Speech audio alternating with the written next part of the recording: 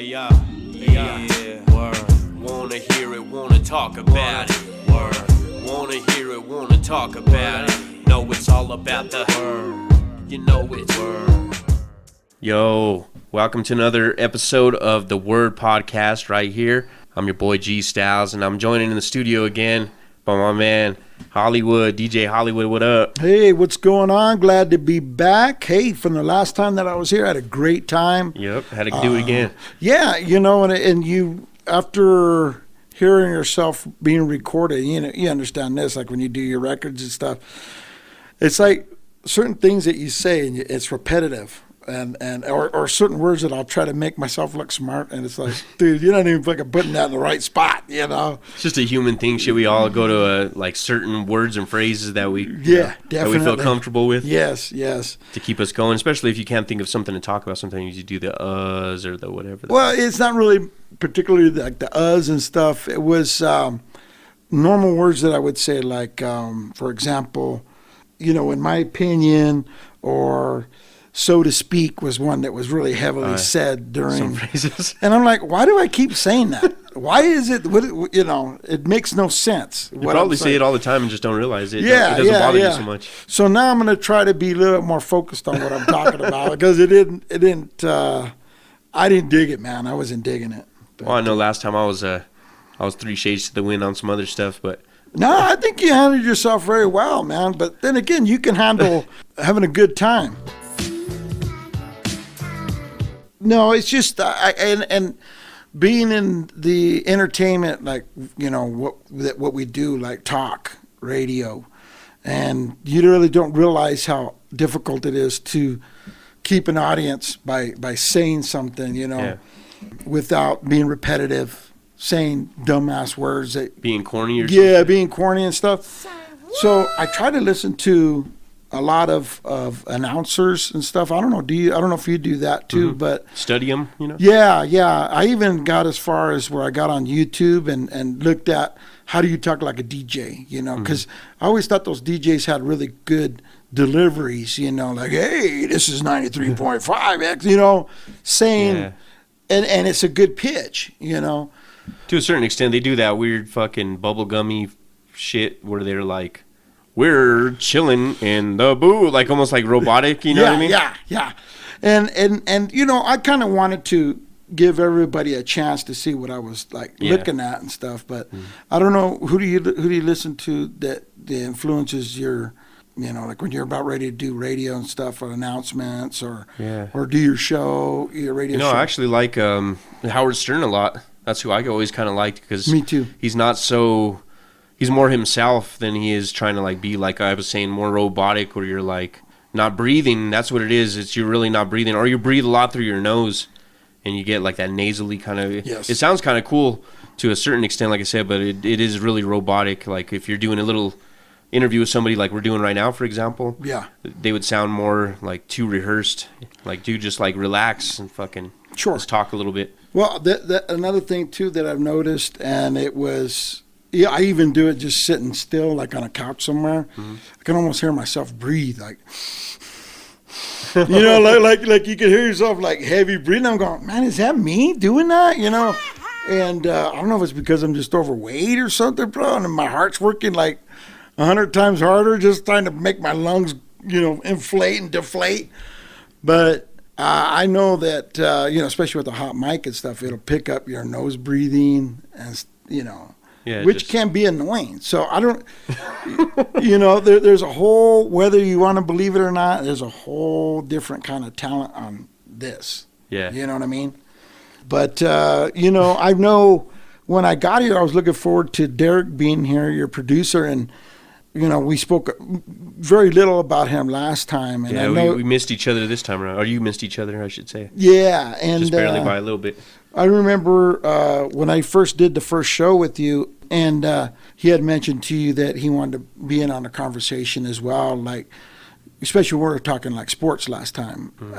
So I was really, really looking forward to of course, meeting him, and another thing, you know, having a round and round here, you know, you know, like just three guys getting together, talking about sports or music or or life in general, you know. Well, I hope we do that real soon. So, Derek, you are missed, and I'm sorry I missed you when I got here, man. It's just didn't pan out. Yeah, it's a Thursday, so everybody's kind of, doing their work thing. Mm-hmm. He just happened to be, free earlier in the day or whatever, but we'll find a time where we're all together a little bit closer. I had just gotten off a vacation last week. I was on vacation and getting back into work, and that's tough when you come back because you're like all burned out from like normally you get up at this certain time. Okay, I got to be at work this many hours during the day. Well, when you take a vacation, you're like sleeping in, you're staying up late. It's always hard coming back to work after a vacation. I don't know if you feel, is that hard to get back in the groove? Is it hard for you to get back into the groove? I know for me. Shit, I get like that sometimes just at lunch break. I go home for lunch and I don't want to go back sometimes. Yeah. Derek, you are missed. Just wanted to make sure you knew that, brother. We were kind of talking a little bit before this whole the whole podcast started, and you've been watching actually the Up in Smoke tour. You said you just got it on DVD, huh? Well, you told me about it because we were talking about. Yeah. I was at the radio station. I was telling you, G, my favorite rap artist is Ice Cube. I'm old school, like because I'm an old guy. But you go, man, you should check out the Up in Smoke tour. It's on YouTube, and he's on there and he does live shows. And so I decided, you go, well, it's on the concert's on YouTube. And I go, well, shoot, man, instead of buying that, I'll get on eBay. Yeah, a lot better anyway. Looked up DVD Up in Smoke tour.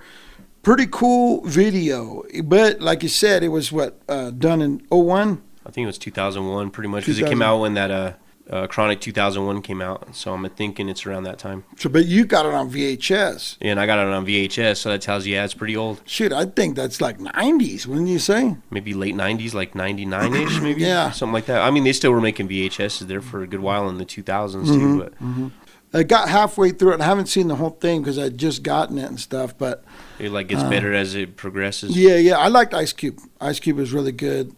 Yeah, Eminem, when he came out, it was like, he looked like a little boy, man. He looked like a young man. Was that his first go-around? Or that was his first big tour, for sure. Mm-hmm. But that was like right when he had just dropped, I think he had just dropped the Slim Shady LP. Yeah, they give it a little bit of a bite on it, and yeah, it does do that. And definitely that was like his best. That's still a classic album to this day, People are, I still listen to that. That's like when I think of Eminem's best shit, that's definitely... That's your favorite? Is that your favorite one? I like that other one with the guitar part goes, jum, jum, jum, jum, jum, jum, jum. Oh, that's, jum, I think that's Lose Yourself. That's just on the 8 Mile soundtrack. So that's not even on one of his albums. That's just, he just wrote that for the soundtrack to that movie. But I'm Lose Yourself, right? Yeah. Mm-hmm. Oh, it's only for that movie? Yeah. Well, I mean, it became a big hit, but it was made especially for that soundtrack. Oh, I didn't know that. So it's not on one of his regular albums. Do you not dig it? Oh yeah, definitely. Yeah, see, but I mean, it's not. The 8 Mile soundtrack's a bunch of different people. Yeah, I like that aggressiveness. Yeah. Oh, he has a bunch of good stuff like that, especially his first 2 albums. Like because when you, especially on that particular song, because I would say like Slim Shady is more popish. Would you say? It's more like zany. Zany. You know what okay. I mean? Like Slim Shady, he's like a cartoon character almost. You know what I mean? Like a fucking.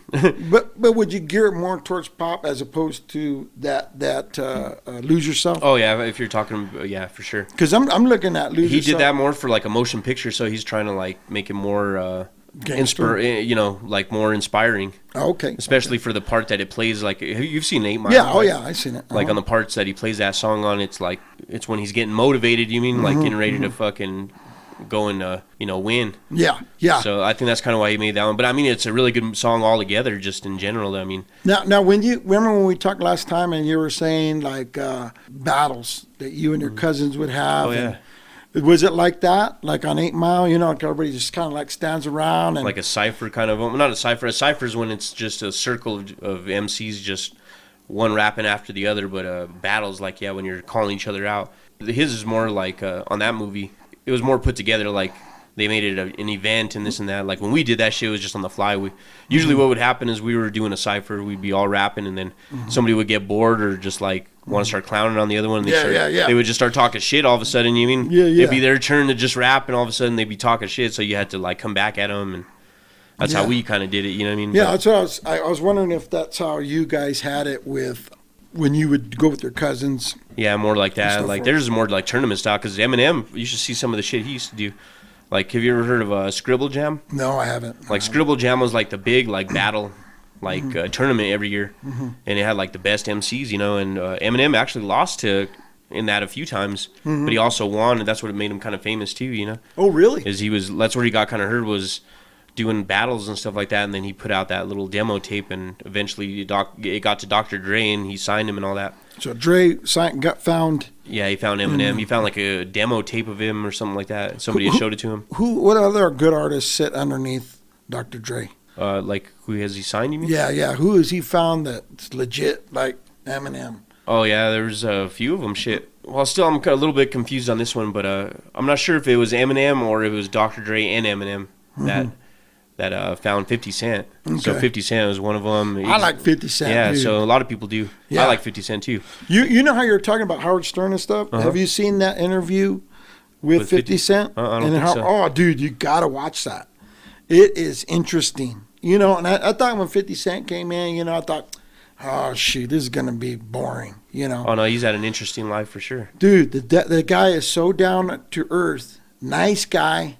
Smart. Entrepreneur. Yep. Very, very smart. I was just like, and he found, man, I want to see, because he had two other guys that were with him. Oh, yeah, the G Unit. There you go, G Unit. That's who it was. So it was like Lloyd Banks and Tony Yayo, and I think that was it. Yeah. Oh, no, then The Game, of course, was part of that for a while, but then you knew the whole beef, right? Yeah, they had two artists, and those were Tony Yayo and Lloyd Banks, pretty much. But G, if you get a chance, check out that interview. I'm about to check it out. I've seen other interviews with him. Yeah, I'll send it to you though nice. on YouTube, and check it out. I think you'll dig it, man. Yeah, because I've seen a bunch of other interviews with 50 Cent, and I've seen like his bio pic and all that shit.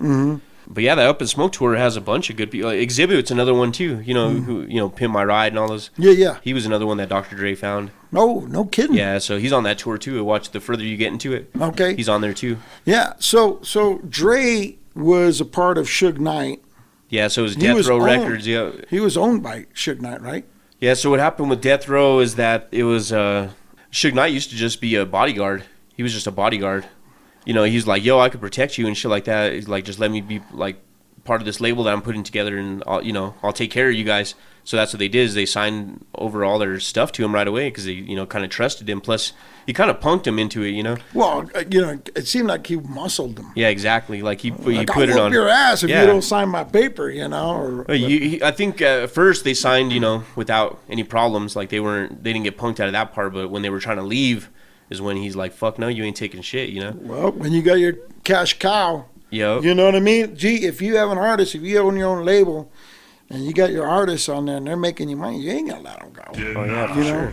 That's how he was. He was basically, he knew he was making money off all these guys, so he's like, you can leave, but you're gonna leave all of your fucking music with me, See, and that's what I don't like. I don't like that, especially when someone don't have talent. Like Suge, he's not a rapper, Yeah, he's not anything. He just muscled his way through, right? Would you say that? That's exactly what happened.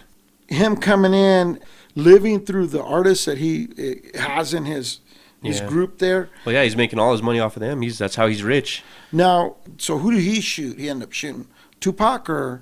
Well, they don't know anything about who killed Tupac or Biggie, but you mean why is he in prison? Who was at war with Suge at the time and died due to it? Well, there was all that like going around saying that it was kind of like a conspiracy because Tupac was getting ready to leave the label, and he was like, nah, you ain't leaving the label. And he's like, I'm going to leave anyway, Mm-hmm. And then they got in that big old fight with this guy outside of, over there in Las Vegas, outside of a fight. And they jumped the dude, Mm-hmm. And then they took him, and Suge Knight took off after that. So there was just chaos going on around. So everybody was kind of scattered, you know what I mean? And they were just trying to leave, and they got caught at the light and got shot, Yeah. So they're still not really sure if it was kind of like a setup, because Suge Knight, miraculously made it through that shit. He only got shot in a spot where he was going to live. Yeah, where he's going to live. And so I don't know if either it was a setup or it was legit from, around that time Tupac was making a lot of enemies too. See, I like Tupac. Yeah. You know, I like his material. I like him but my favorite artist, like I told you, is Ice Cube and stuff. Tupac was just kind of a knucklehead there towards the end. He was fucking smart as hell too, because he went to Juilliard and all that shit. And he was really good actor, good musician, everything like that. He was fucking an activist. He was all kinds of things. And there towards the end, he became like this thug, you know? He was just this thug happened? life and shit. What made that end? What made his life end? Or, you know, what happened? What Suge happened? Knight. Pretty much. He started hanging out with gangsters and stuff like that, and he started doing gangster shit. You know, you can't hang out with dudes like that and not do some dirt yourself, you know? But yeah, he came in just like, you know, he started off, like I said, he went to Juilliard and all that shit, and that's how he met Jada Pinkett Smith. You know what I mean? That's how they met, and they were like, he whatever. was with Jada Pinkett? I don't know if they were just friends or if they were, you know, in love or whatever, but she always talks about him all the time. Oh, God. But anyways, I can't stand her, dude. this is back in the day when she was still, you know, she had that charisma and everybody was like in love with her and stuff when she actually was good. Now, it's just a side note. If we could just move to, we'll come back to this. But you've seen that, because we were talking about Kevin Hart earlier and stuff, and then, you know, the Chris Rock thing with the slap to the face from Will Smith. Did you see that on Netflix? Chris Rock stand-up? Yeah. Yeah, for sure. Like, he's like saying, hey, dude, it was already out in the open anyway. I was just saying. I'm just making fun of it now. Yeah, I'm just making fun of it now, you know? I don't know. They're a little too late. I think he should have done that right away. I think he should have came out and talked shit immediately. But you know something, G? That is strange. You know, I guess money don't mean shit, especially for millionaires or billionaires, is what Will Smith is. You know, and he's willing to put up with that shit. You know what I mean? And it's advertised. It's like, okay, his wife is saying, okay, I'm boning my son's friend or whatever. Is that true? It's from what I understood, yeah. Okay, I'm boning my son's friend. I'm going to put it on social media. Let me expose it. Let me embarrass the shit out of you, you know, and you'll accept it. And that's that. Yeah, I don't know what the hell is that. He must have some kind of spell on her. Yeah, or she must have a spell on him, I mean. Myself, I don't find her attractive, you know, and I'm thinking to myself, you know what? Will could just say, you know what? Okay, you go your own way. I'll go my own way. I'll find somebody else. It's not like he can't, you know. It's not like he can't. Yeah, exactly. But going back to Tupac, yeah, he's one of, like, you know, of course, he does California Love. Yeah, he has a bunch of good stuff. I mean, and he's an aggressive rapper too. You know what I mean? Like, oh yeah, it gets me going, bro. You know what I mean? He pumps you up and stuff. He just he just made a lot of bad decisions, I think, towards the end there, and he just kind of got himself put in a corner. You know, it was kind of going to happen. He had already been shot before that. You know, he'd already gotten shot like 5 times and survived that shit. But you know, how many shots can you take before it's over? You know, which is what happened eventually. If he would have fucking kind of cleaned his act up, you know, way ahead of time, I think he could have lived a lot longer and been like more influential. Well, he's still influential as hell. I mean, he's like, every time you talk about hip hop. Now, is he alive? Because everybody says he's still alive. I don't know about all that shit. It's kind of like Elvis is still alive or Tupac's still alive. I think that's just more people just really wanting him to be alive still, just to, like, something to cling on to. But like, why would he fake his death? I mean, there's no fucking reason for it. It really wasn't. Conspiracy theorists might tell you some shit. The government was trying to kill him or this and that, and it's like, dude, he wasn't that fucking big. He was influential and shit like that, but he wasn't. Look at the records he was making there towards the end. I know. About fucking up people, you know. He wasn't talking about fucking bringing people together. If you know, listen to his shit at the beginning of his career and then towards the end of it, you know, there's yin and yang pretty much. You know, on some poetic fucking uplifting fucking bring my people out of the fucking gutter and let's come together and shit like that against, you know, rich people and shit like that. That's what he started off, and then at the end it was like thug life, motherfucker. West Side. Yeah. So was Biggie and him on two different sides of the spectrum? Like, so they started off as friends. They started off as friends, yeah. But they what started all the beef from all the documentaries and everything I've watched is that they were in the same buildings. You know, that was recording. Had the same recording studio. Tupac had just finished his, you know, studio time, and when he was leaving, he ran into Biggie on the way up and, you know, starting his studio time.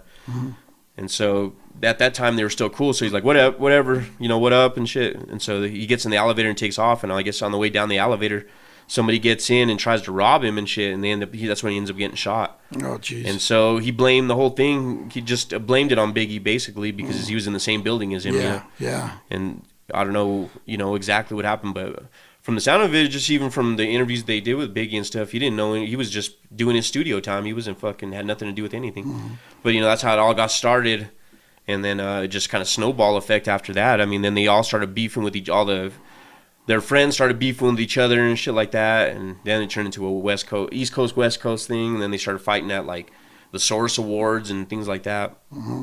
It got out of hand, man, and fucking it didn't get any better by Tupac, Which one you dig better, Tupac or Biggie? That's a hard one because I like certain aspects of both of them. Now, if you had to, if I had to pick, you mean as far as listening wise, or are you talking about as far as who I just like as a person? No, I'd say better artist out of the two, like all around artist. Mm-hmm. As far as lyrics and everything like that, like Biggie, I think has Tupac. Because he thinks more about shit, and he has better punchlines and things like that. But doesn't have really a lot of influential tracks. A lot of his tracks are more like they're just lyrical, Yeah. And so you don't throw him on at a house party or whatever. He has like maybe one or two songs that you might throw on at a house party. Okay. Or all around, or you might even hear in a movie or on a commercial or whatever the fuck, or somebody's car. Mm-hmm. You're more likely to hear Tupac. Because he has more catchy songs. Yeah. That's the difference. He's got more of a hook. He does. He has better hooks. He has more energy to it. He talks about shit that everybody can just like get into. Like Biggie's shit is real deep, you know what I mean? And Tupac was real deep too, like I said, when he first started, but then towards the end it was more toward, especially like from All Eyes on Me and that on, he was kind of like more the party, the more, that's when he was all famous and shit. That's the thing too, is when you first start, when he first started, he wasn't rich or anything, making the shit, and he was real hungry. So he was talking about the shit that he was like, really passionate about. He was talking real. Yeah, he was talking about some real shit because he was from the street, He fucking came from the street, so he fucking knew real shit. But then, you get rich and you have this lifestyle around you where you're all fucking glamour and shit. Let's put it this way. Do you think it's not him when an album is done like that? Do you think it's the record company that comes in and says, okay, we get it, you're from the street, you're a gangster, but we need you to sing this. I'm sure. We're going to force feed you what we want you to. At least for the singles, for sure. The radio ones. Did he have writers or did he write his own shit? No, he did all his own shit. But he did have, oh yeah, for sure. But he had, he had features and shit that made his shit more popular. Like California Love, for example, has like Zapp and has Roger Troutman, I'm sorry. Yeah. From Zapp and Rogers. That's what you need, G. I need Zapp and Roger. Bring him back from the dead. No, like do the thing in your mouth. You know what? I actually tried to talk box one time. I'm just not good at it because you have to like really know how to use your word. Like you don't just talk into it. Mm-hmm. You like literally have to know how to like open your mouth a certain way to make words come out. Yeah. It was hard. I did it for a good while. I had I want to say it was Ted Nugent. I'm pretty sure that's the one I had. Or are you talking about Joe Walsh one? Are you talking about Talkbox, right? It's a Talkbox, yeah. I bought a Talkbox, but it was endorsed by one of these famous musicians. Endorsed. I'm sorry. Yeah, it was like... Okay. I thought you were talking about a song, the particular song. Oh, no. Yeah, there's a bunch of songs with the Talkbox, but I can't. I think it was a Ted Nugent one, though, that he manufactured it or whatever the fuck. What'd you do with it? You still got it? I ended up selling it, actually. Oh, shit. But I sold it to somebody who actually used it. Good. Like, the reason I think it didn't work for me is because I was trying to use it with, like... Because you have to have some kind of sound going into it. Mm-hmm. Usually they use, like, a keyboard or a guitar. What were you using when you... we were trying to use it's kind of like a keyboard. Synthesizer? Almost like the synthesizer, yeah. Mm-hmm. More like a synthesizer than anything. Yeah. Oh, God, I can't remember what they used to call it. You can only play one note at a time on this. Pretty much. It just didn't have enough oomph, you know what I mean? It was like it didn't have enough power to push through to make the sound easier to talk through. But when you have like a keyboard, you can find the right keys to make it, really hit. Yeah. And that's really what Roger Troutman, I think, did. Yeah. And, it'd be nice to have some shit like that. Or I need to start getting into, I guess, some more auto-tune type shit. It's not the same, though. Auto-tune and Talkbox are definitely different. You don't like auto-tune? I like it to a certain extent, but I think Talkbox sounds better. It's more lively. I think if I had an auto-tune, I'd be able to sing any song I want. Yeah, pretty much. I think that's the case. Well, Suge Knight was keeping everybody under contract, and everybody basically that left Death Row left without their music. Mm-hmm. So all the music, all the best, the classic hits like Snoop Dogg's like Doggy Style. No shit. The best fucking album, you know what I mean? That's Death Row. So Suge Knight kept collecting on that while Snoop Dogg left and didn't get shit out of the deal. Is that some bitch still alive, Suge Knight? He's still alive, but he's in prison right now. Is he collecting off of Well, no. song? Now, did you hear what happened? Is No, that no. Snoop Dogg bought Death Row Records from him finally.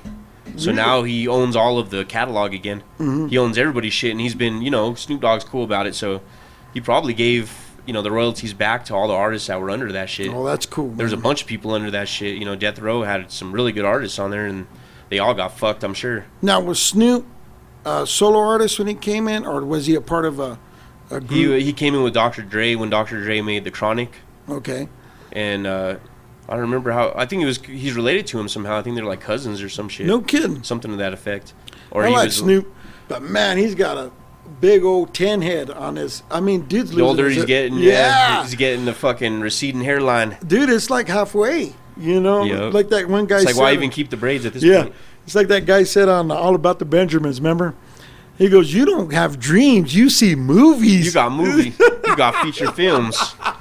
Because he's got that big ass forehead, man. Be more lottie. Got more head than you got body. That movie came on the other day.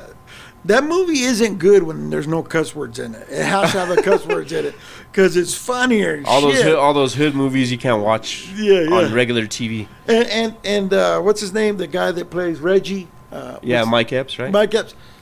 I think he's only funny in that. I try to watch. He's not a good. I don't know. Something about his stand-up comedy ain't that funny, right? Is His that what you're talking stand-up isn't good, and I don't think the Friday After Next was good. With about? Oh, you him. didn't like it? Not with him. Not with him. I guess it was funny. I'm trying to think now. I guess I guess the funniest parts are actually with the Cat Williams. I'm not saying that he's not funny, but what I'm saying is not as funny as when he was All About the Benjamins. Oh, like that one. Like you start a level of funniness here, and you're funny and stuff, but the next movie is probably going to be about right here. I'm looking for. Well, I think his first one was next Friday, wasn't it? One of those. It was next Friday, and then it was Friday After Next is the Christmas one or whatever. Mm-hmm. Yeah, I guess he wasn't like nothing. I can't even think of any like lines in that movie with him. That makes me like want to.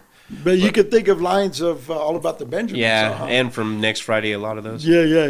But anyway, I guess we kind of move on to the next thing anyway, because we've been kind of stuck on all the dudes from the Up in Smoke tour and all that shit for a minute. So, well, speaking, I guess since we're kind of on the subject of like just artists in general and how people get fucked over and stuff, we were kind of talking before the interview about people that put together like let's say a festival or any kind of concert or any kind of deal. And they kind of have to tell artists that they don't have to, I guess, but they tell artists that they can't do certain things, Yeah. Whether it's cussing or whatever the deal is. Well, the thing is when you and I were having our conversation, we had spoke about the festival that's coming up, for the like listeners Summerfest, out there. Yeah, listeners out there that are not from the Valley here in Colorado or San Luis Valley. We have a once a year during the summer called Summerfest, of course.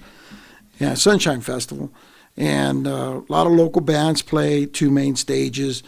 And it's really fun. They have vendors, Quite a bit of people. Yeah, and this year they're going to have a Battle of the Bands. Now, is that because Lenny's not going to be there to bring bands in? Or is he still... Oh, I have no idea. I don't know if it's in collaboration with that. Okay. Or what, because it's Alma Live Music Association that's actually putting the Battle of the Bands together. Okay. But I think they're just using that as their venue. Now, we were talking about you, because you're going to be auditioning or you're going to put in your name into the hat. You were saying, and I always told you, man, we should get like your music and get like a live band. And so that way you can have a live band, which I think that would be cool, man. I think that would be really cool. On top of that, I would think, man, get a guy back there with the turntables going, you know what I mean? Like doing that scratching. Can Derek do that? I'm sure we could figure it out. Yeah, we'll score I think we just need the equipment is what it is. We'll rent one if we have to. Not going off track, but, you and I were speaking and you said that, I think I need to clean up my songs. I don't want to put all the cuss words in there. But I don't think that's right on my end. I'm speaking from an artist's point of view. It's kind of like when a person draws, art is different. We're all artists. Like you have your music. An artist can be someone that does films or someone that draws and stuff like that. You're not going to go to an artist and say, you can't draw a nude woman or a nude man because that's just too nasty or something like that. they're not looking at it as that. They're looking at, that's my art. That's they're not doing it to be perverted. Yeah, I'm not in it to be perverted. And I think that goes with you, with your music, with the cuss words that come in, and that's just a part of it. That's just part of the bricks that are building this song. And I guess I could understand it to a certain extent. Like if there's a bunch of little kids around and stuff, you might want to kind of be picky, I guess. Sure. No, I get it, totally get it. I mean, I can understand that part. But that's about it. Yeah, if they're doing it just to do it, though, I don't like that either. I don't like when somebody's just like, I don't personally like that, so you can't do it at my club or whatever, or my venue or whatever, or my concert. Yeah. Then it's like, what the fuck, for sure. And that's why I wanted to pick your brain and Derek's brain, because we were talking about, doing cover songs. Like I said, hey, G, you know what? Let's pick, some Ice Cube songs, some, Eminem songs, and I'll learn the music, and we'll get Derek, and he can help out, and we could do it like this. And you said, well, I kind of want to have a conversation with Derek, because in our genre, it's not like the rock and roll genre where we come in and we play like you do a cover, Leonard Skinner, and everybody wants to hear it, it's like an ode or whatever, But on your kind of like your genre, you're kind of going, it's kind of like a disrespect almost, right?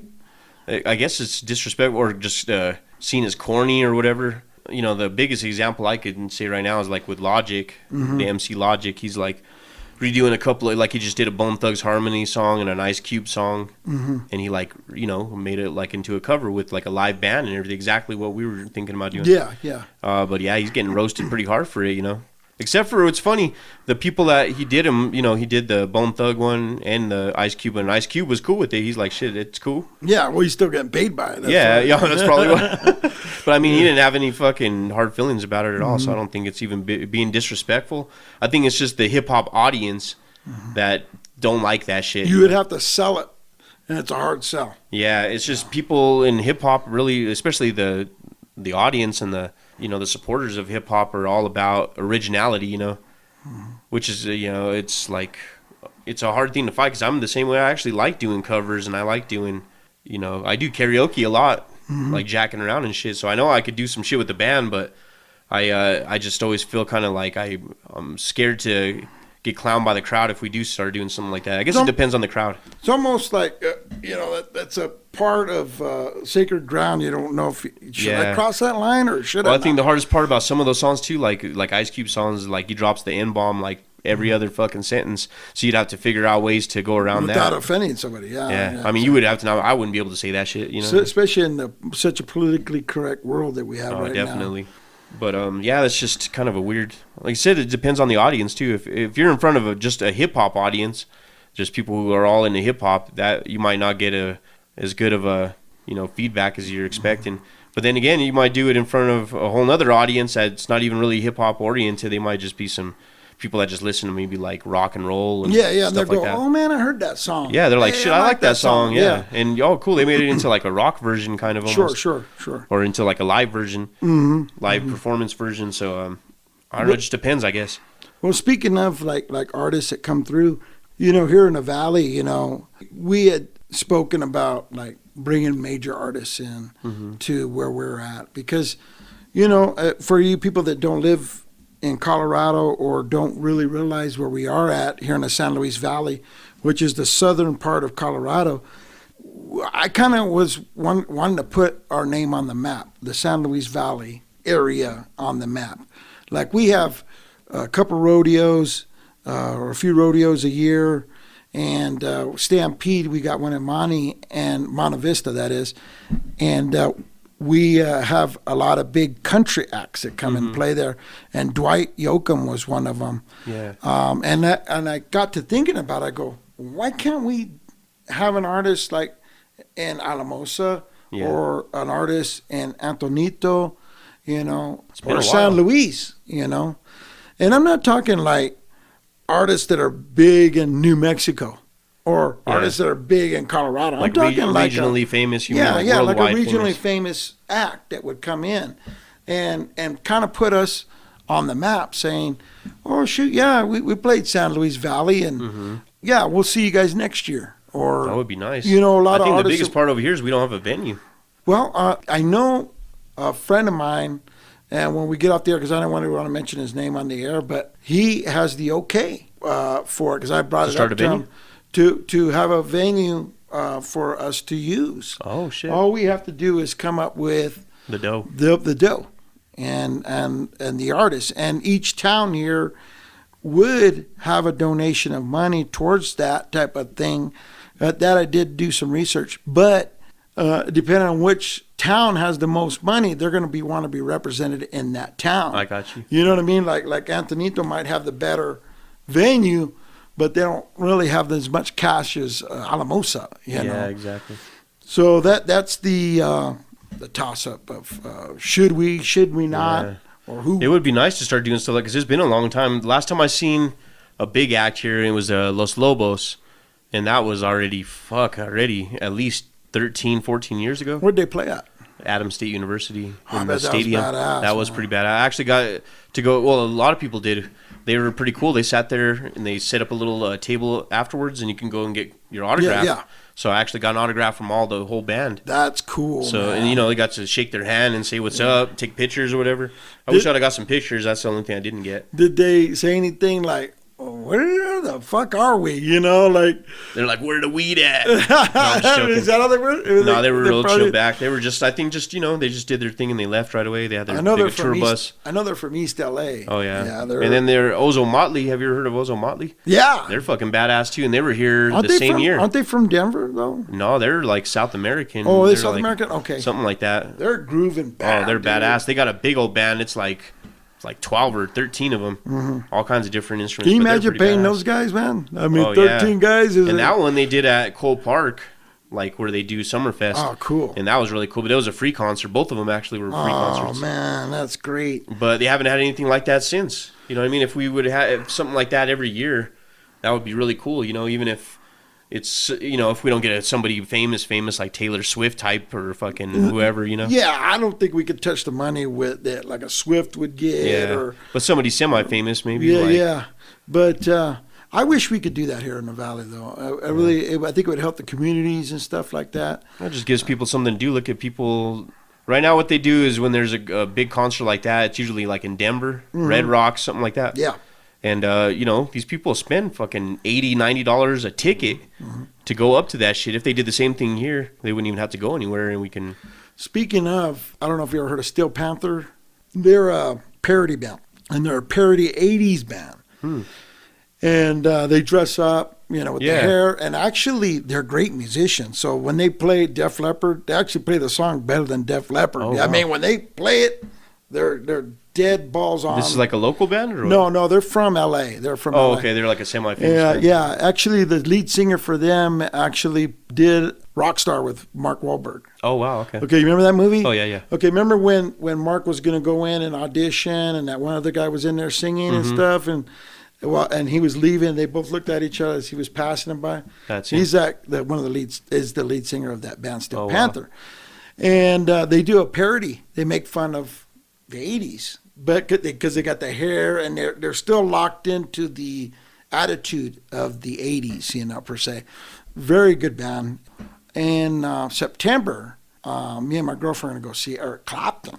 Oh, wow. Where's that at? That's going to be in Denver. And that's going to be on a Saturday night, which is cool like with me. Like the Fillmore or something? See, another thing is they don't give a description because the tickets don't go on sale until tomorrow. Oh, I got you. Yeah, so no. That would be cool. I didn't even know Eric Clapton was still touring and shit. Yeah, he's like in his 70s and stuff. I seen him in Hollywood at the Hollywood Bowl, and that was freaking amazing, dude. Nice.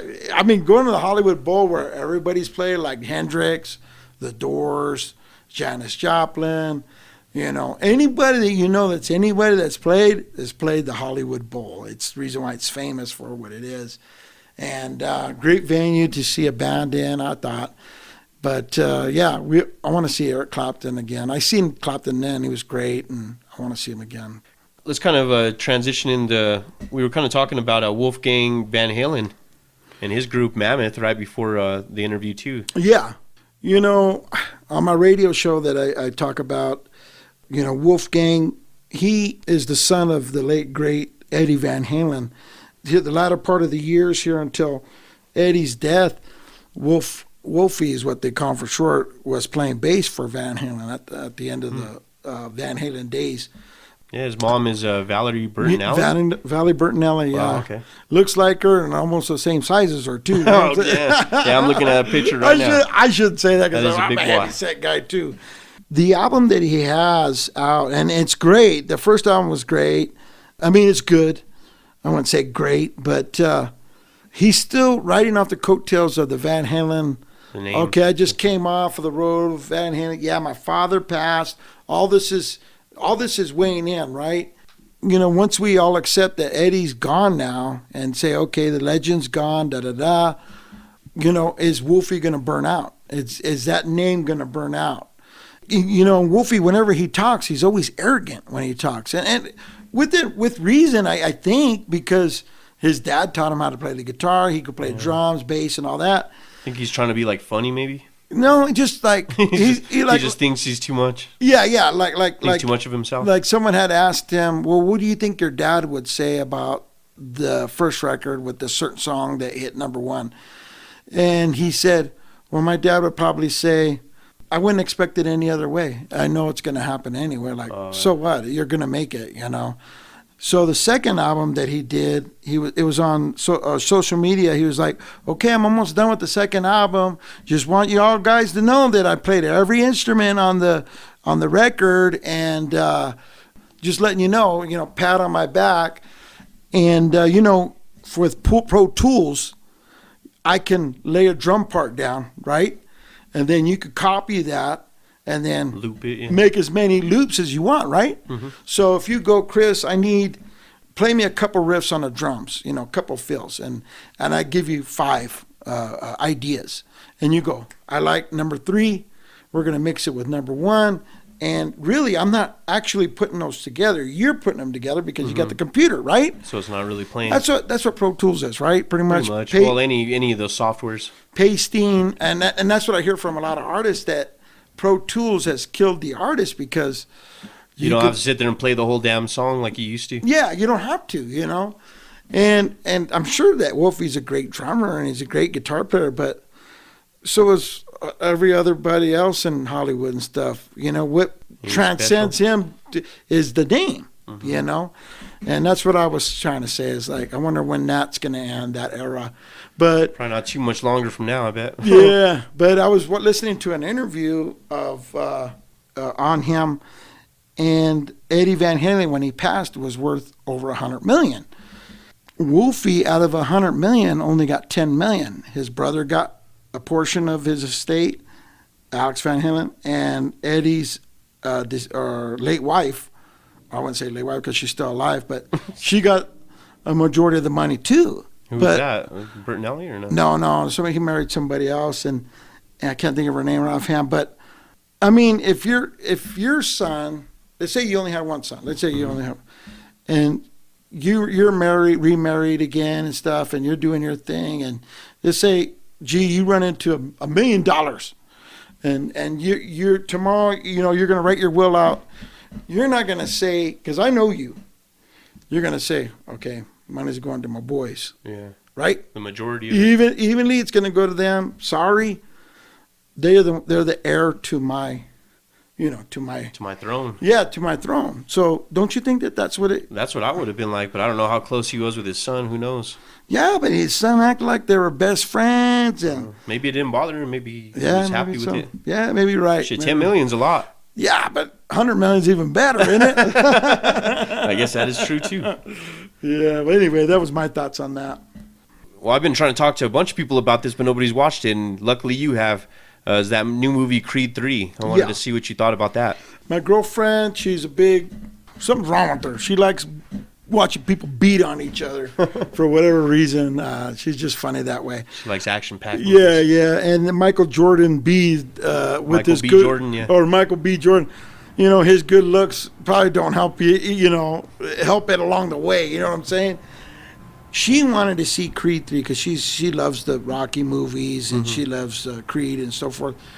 I noticed that in 3, Rocky is not even visible anymore. So has he passed? Is he passed in the movie? They don't mention it. Yeah, they just skim right over it. They don't even skim over it at all. They don't mention him in period. No. They don't say shit about him. And if you look at the credits, I don't know if you really notice the credits at the end of the movie, he is a producer.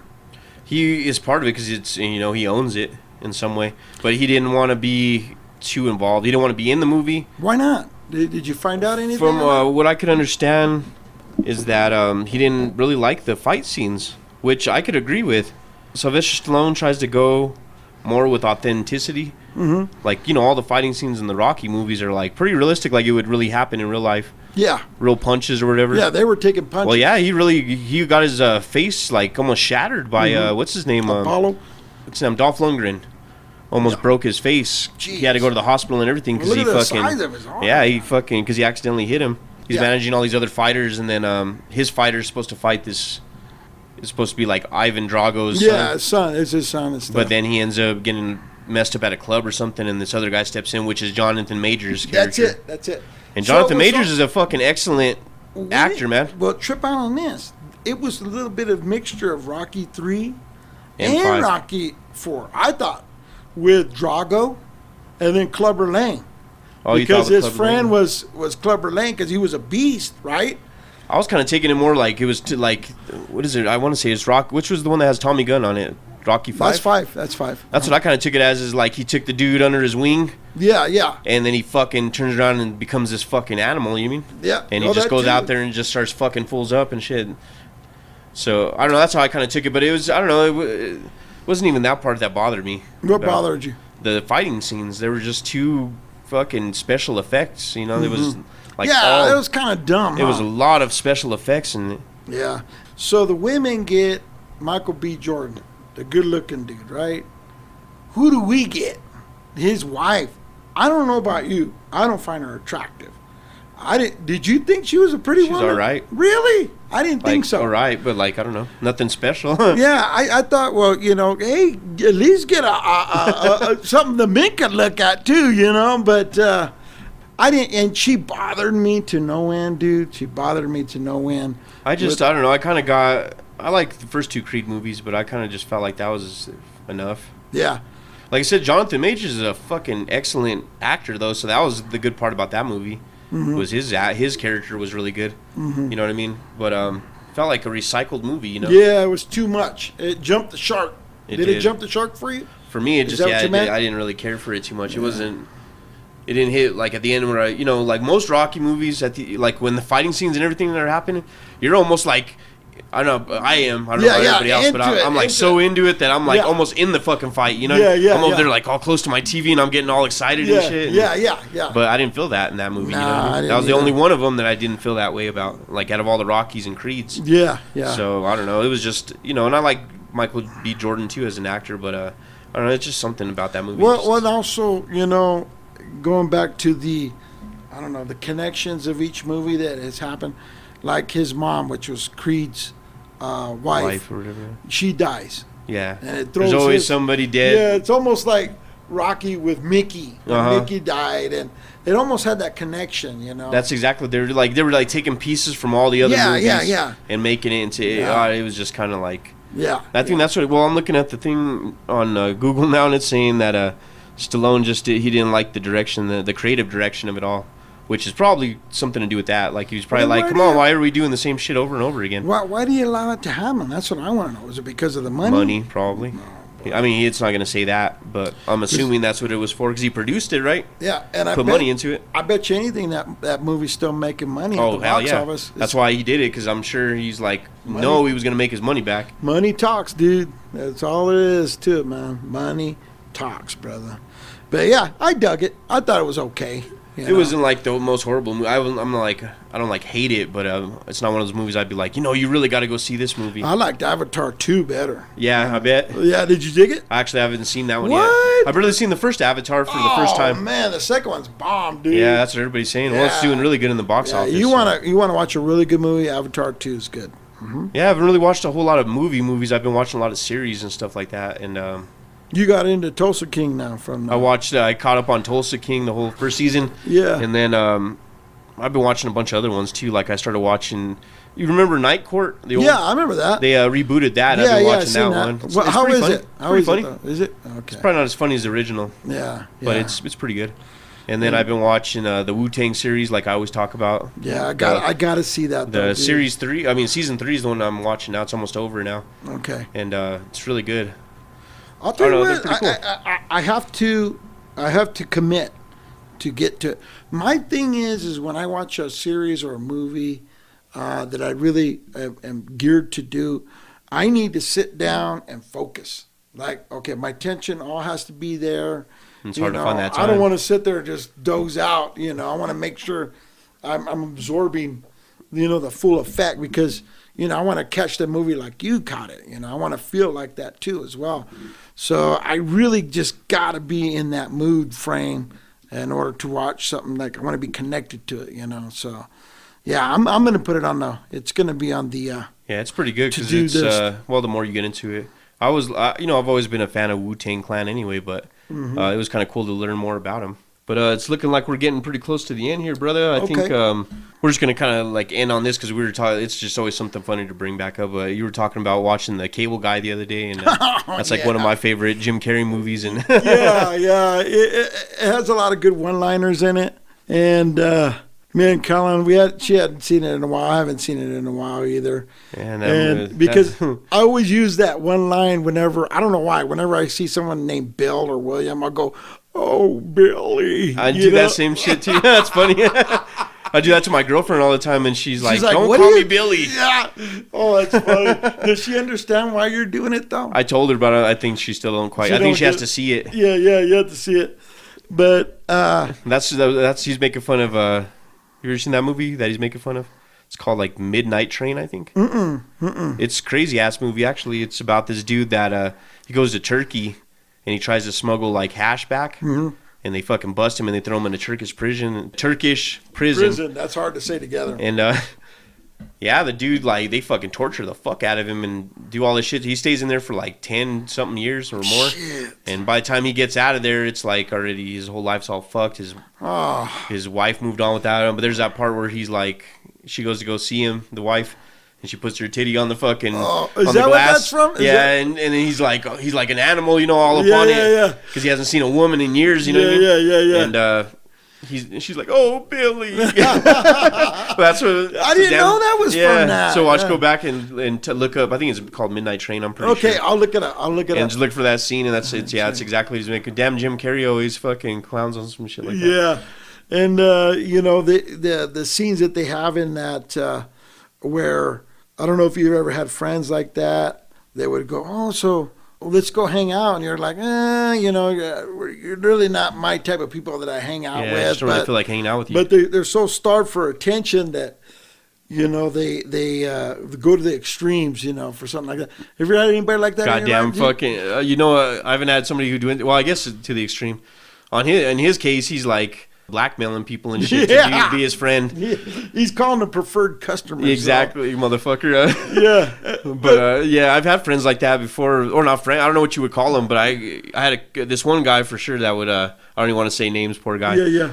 But he always we'd be talking and bullshitting at school, and he'd roll up in the conversation. What's going on, guys? And everybody'd be like, What's this motherfucker? Get out of here. And we weren't into hanging out with him or whatever, but this fucker would always get on the bus and just show up at our fucking house, bro. Yeah. Like, I get off the bus, and this motherfucker would just get off the bus with me, too. And I'd be like, yo, dude, you don't even live around here. Yeah. You live way the fuck across town. Yeah. Who the fuck said you can come over here? Yeah. But we would, we'd be nice, and we'd be like, whatever. So this fool would just, chill. And then I'd be like, yo, you going home? At the end of the night? And he wouldn't want to go home, bro. He'd be like, is it cool if I just spend the night? And I'd be like, I guess, motherfucker. It's already 9 o'clock at night, and your mom ain't coming for you or whatever. Yeah. This is back when there was no fucking cell phones and shit. So did he have a hard upbringing? He did. He poor guy. That's why I felt bad for him, because he actually did have, his mom and shit was, real. He did, they lived in the slums pretty much, and his mom was never around and shit, and he just didn't really have friends and shit, and he just moved there. So he just thought we were cool and wanted to hang out with us, and we were the only ones nice to him, Yeah, he was starving for a group to hook up with. Exactly, and that's how it is with people like that. That's kind of how it is on the Cable Guy. That he's like, this poor guy's, his mom always left his ass at home by himself. He had no social skills. Yeah, the babysitter, like you said, the damn TV. His only social skills were TV. But TV shows and another favorite part of mine was when they're playing basketball. And he crawls up Jack Black's back, and he's just like, and he's hanging onto the rim. Thanks for the boost. Yeah. Fucking bastard. He's all holding his back, because it hurts. That was Jack Black before he fucking gained about 1,000 pounds. You know what? Jack Black has went south for me, dude. Really? I can't. I can't stomach the guy anymore, man. I really can't. I think it's because it's the same old shit with the guy. It's a he's real predictable. Yeah, he's real know exactly what he's gonna do if he shows up. Like my favorite movies by him were, of course, School of Rock, Nacho Libre. Yeah, I like his goofy movies like that, like Nacho Libre and fucking Tenacious D. See, I didn't get into that. That was hard for me like to do that it. No, I didn't get into that. Well, there was the series and then there was a movie. Which one did you not like? Both. Okay. Yeah.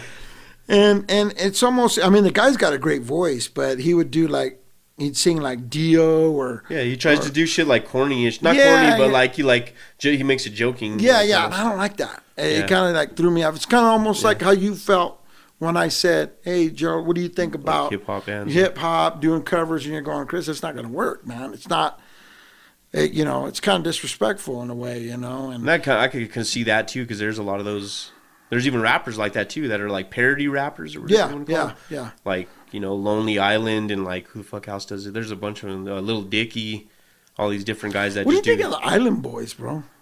Are they any good? Gee, I don't know. I don't know nothing. They don't got any music. They just got that song that everybody just makes fun of them. It was like a TikTok, and they're just like they got famous from TikTok just from doing that one little thing where they're like, "I'm an island boy" or whatever. Oh, that's all they do. They don't fucking have actually songs. Oh shit! They're just fucking TikTok famous, social media famous, and they became millionaires. Huh? They did.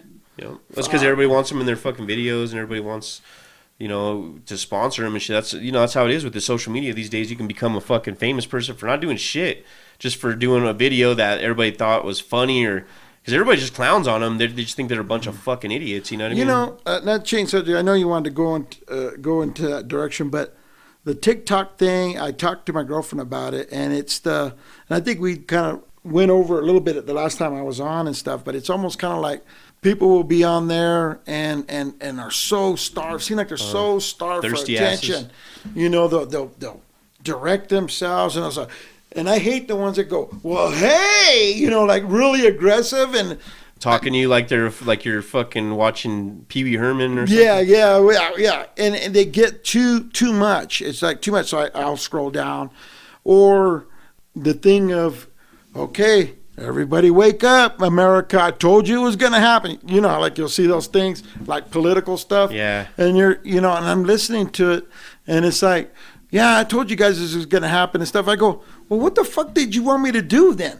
Okay, I see things happening, but so what's the answer? I don't know what the answer is. Well, I don't know what it is that you want me to do, See here and be all excited about whatever you're fucking so doing. It's just like... I don't know, TikTok is just too much. I think it's just...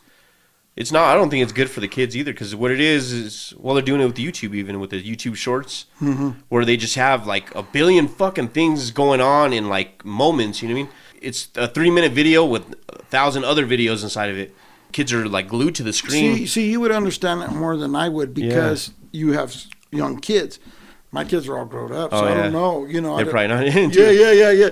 So you would be more concerned, is what I'm saying. Yeah, like it's just. I think even just for even a grown up to be sitting there scrolling through that shit all day with all that going on. I'm guilty. You know what I mean? I'm guilty. And it like fucking. I tried doing it for a little while, and it was fucking giving me massive anxiety, man. Mm-hmm. Like I would be good scrolling through that, like a fiend, man. Like I had to fucking scroll all day. Yeah. Now I got a question for you. So with your boys, you're on the money with that. With what they watch, you limit, hey, you guys need to relax on this or yeah, I try to take them out and do more outdoor shit like I did when I was a kid, Yeah. I like to go take them to the park or do something. Yeah, you're a good dad. I'm going to tell you right now.